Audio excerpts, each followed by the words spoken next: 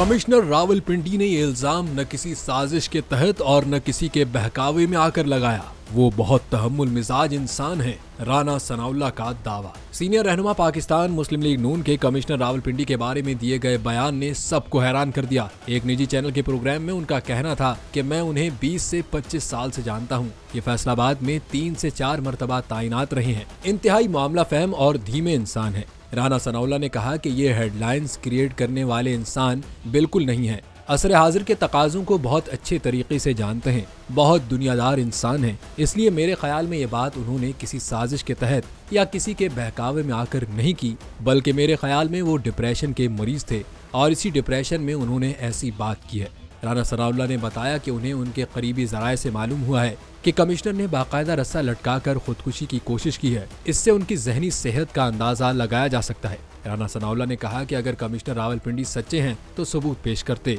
Chief justice पर लगाया गया इल्जाम भी समझ से बाहर है, जबकि उनका तो इस मामले से कोई ताल्लुक ही नहीं।